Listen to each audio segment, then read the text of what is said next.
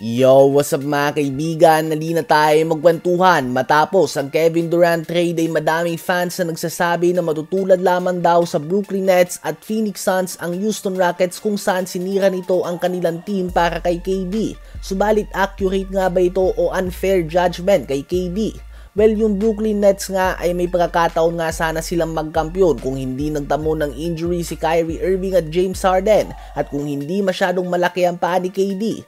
Maalala na tinambakan nila ang Milwaukee Bucks bago magtamo ng injury ang co-stars ni KD at puntik pa nila ito na matalo sa Game 7 despite clearly hindi 100% si James Harden at hindi naman naglaro si Kyrie Irving. At sa likod yan ng 48 points, 9 rebounds and 6 assists ni Kevin Durant. Ito nga yung mga oras kung saan kahit si Giannis Antetokounmpo ay tinawag si KD na best in the world. At matapos ito ay nagkaroon na nga ng drama sa pagitan ni James Harden at Kyrie Irving.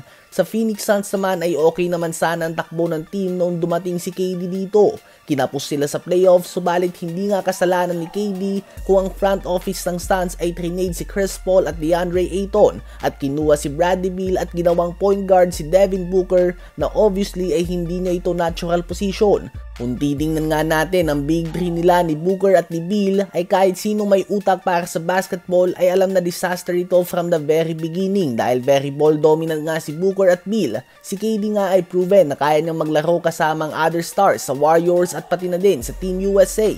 Subalit gawin ba naman na point guard si Devin Booker? Dito nga sila nagka-problema. Ang Houston Rockets ay number 2 seed sa malalim na Western Conference ngayong season. Ang Kevin Durant trade ay isang trade na ginawa para sa playoffs at hindi sa regular season. Ang kanilang success ay hindi masusukat sa kung mas maganda ba o pangit ba ang kanilang regular season record next season. Bagkus masusukat nga ito sa kung hanggang saan ba ang aabutin nila sa playoffs. Lahat nga nag-aalala sa sayang si Jalen Green dahil bata pa ito at mag-i-improve pa. Subalit kung next season lang naman ang pag-uusapan, posibleng mas malaking kawalan nga si Dillon Brooks dahil walang duda na kayang punuan ni KD ang scoring na ginagawa ni Jalen Green.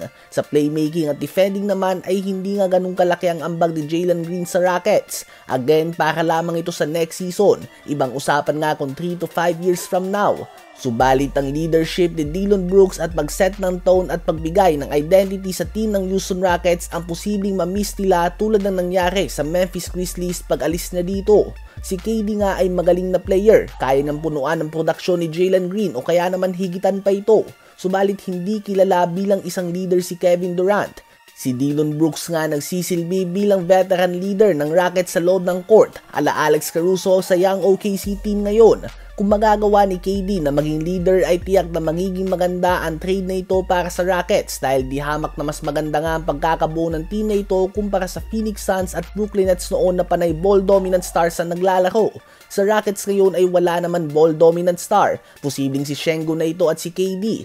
Subalit malaki nga ang pinagkaiba ng star duo na perimeter player at big man kaysa lahat ng star ng team ay nasa guard position. Bibihira nga maging successful na team na ganitong setup. Ano ba ang masasabi nyo tungkol dito?